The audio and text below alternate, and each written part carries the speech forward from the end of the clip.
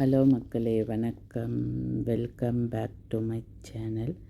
நம்ம இந்த பதிவில் என்ன பார்க்க போகிறோன்னா, தைக்கிருத்திகை நான் எப்படி எளிமையாக கொண்டாடுறேன்றதை நம்ம பார்க்க போகிறோம். தைக்கிருத்திகை பார்த்திங்கன்னா 6ஆம் தேதி இன்றைக்கி வியாழக்கிழமை அன்றைக்கி வந்தது. அந்த வீடியோ நான் எளிமையாக என் கையில் என்ன இருக்குதோ அதை வச்சு தான் முருகப்பெருமானுக்கு படைத்தேன். வாங்க வீடியோக்குள்ளே போய் பார்க்கலாம்.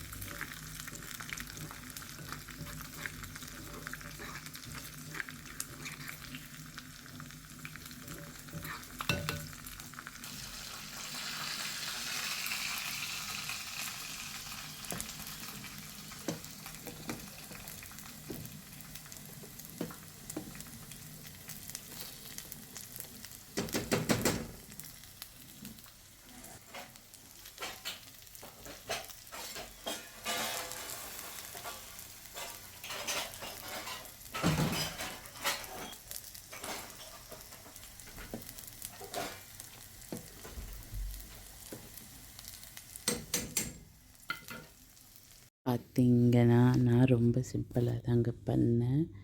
மாங்காய் கத்திரிக்காய் போட்டு சாம்பார், வெள்ளை பூசணிக்காய் இருந்தது அதை போட்டு கூட்டு, ரசம், தயிர், வடை, பாயாசம், அப்பளம் இதை வச்சு தான் நான் முருகப்பெருமானுக்கு நைவேத்தியம் பண்ணி படைத்தேன். அது இல்லாமல் நான் இன்றைக்கி ஒரு பொழுது, அதாவது காலையில் நான் சாப்பிடல, உபவாசம் இருந்தேன், அதாவது விரதம் இருந்தேன். நான் சின்ன வயசுலேருந்தே கிருத்திகைக்கு விரதம் இருந்து பழக்கங்க. ஸோ அதனால் நான் இன்றைக்கி தைக்கிருத்திகை வந்ததுனால தைக்கிருத்திகைக்கு விரதம் இருந்தேன். கிருத்திகை பார்த்திங்கன்னா ஆடி கிருத்திகை, அதாவது விசேஷமானது தைக்கிருத்திகை தாங்க. கேட்ட வரத்தை அள்ளித்தருளும் தைக்கிருத்திகையின் மகிமை. ஸோ இப்படி தாங்க நான் என் கையில் என்ன இருக்கோ அதை வச்சு நைவேத்தியம் சிம்பிளாக பண்ணேன். முக்கியமான விஷயம் பார்த்திங்கன்னா தினை மாவு. எது இருக்குதோ இல்லையோ தினை மாவு இருந்தாலே அதுவே பேசுங்க. முருகருக்கு உகந்தது எதுன்னு பார்த்திங்கன்னா தினை மாவும் தேனும். தினை மாவை ஊற வச்சு, தினை அரிசியை கொஞ்சம் ஊற வச்சு கழுவி நல்லா வடிகட்டிட்டேங்க. கொஞ்சம் உலர வச்சுட்டு அதுக்கப்புறம் லைட்டாக அப்படியே வானலில் லைட்டாக வறுத்தங்க. அது கூட நம்ம பச்சைப்பருப்பு, தேவையான அளவு பச்சைப்பருப்பு எடுத்து அது கூட வறுத்து அரைச்சிட்டு அதை அப்படியே பண்ணோன்னா தினை லட்டுன்னு சொல்லுவாங்கங்க. ஆக்சுவலாக நான் மாவிளக்கு போடலான்னு இருந்தேன். சரி, மாவிளக்கு போடுறதோட இப்படி பண்ணால் இதுவும் நல்லா இருக்குமேன்னு பண்ணேன்.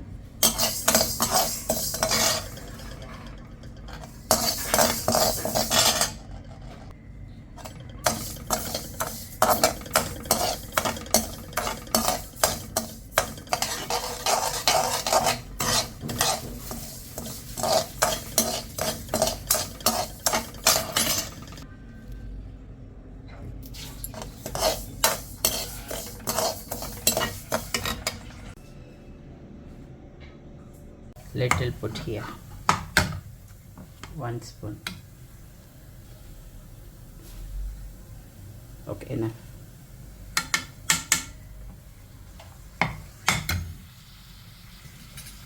That one keep it in the table. So பார்த்திங்கன்னா ரெடி ஆகி போச்சு. நம்ம தினை லட்டு சொல்லலாம், ஸ்வீட்டுன்னு சொல்லலாம். முருகருக்கு எப்போதுமே தினையும் தேனும் ரொம்பவே பிடிக்குங்க. அது நம்ம நிறையா படத்திலும் பார்த்துருக்கோம், நிறையா வரலாறும் அதுக்கு இருக்குது.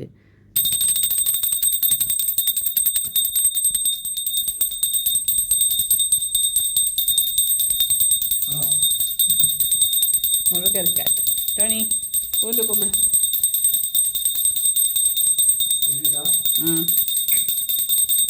ஊந்து கும்பிடு.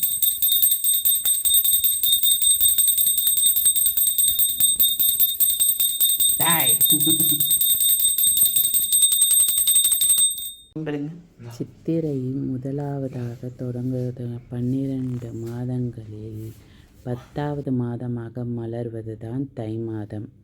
10 மாதம் கருவுற்று பிள்ளை செல்வம் பெற வேண்டிய பெண்மணிகள் 10வது மாதமான தை திருக்கையில் முருகனை மனமார நினைத்து விரதமிருந்து வழிபட்டால் அவர்களின் மூடிய கருப்பை திறக்கும், கட்டாயம் குழந்தையும் பிறக்கும்.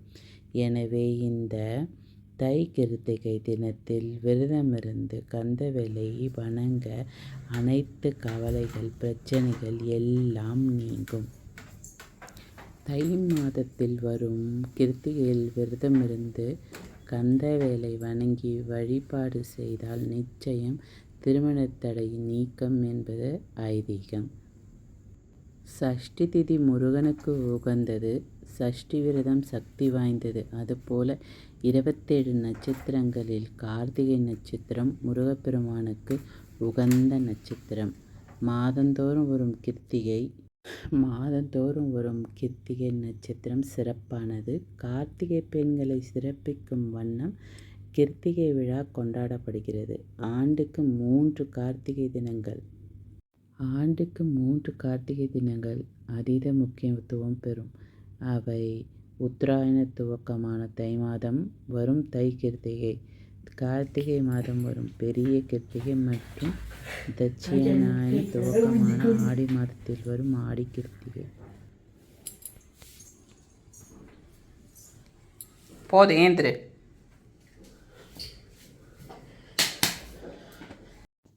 தை கிருத்திகையால் என்ன பயன் என்றதை நம்ம பார்த்தோம். ஸோ நான் இப்படி தாங்க சிம்பிளாக என் கையில் என்ன இருந்ததோ அதை வச்சு நான் தை கிருத்திகை நம்ம முருகப்பெருமானுக்கு படைத்தேன், நைவேத்தியம் வச்சு. See you on next video மக்களே. Bye.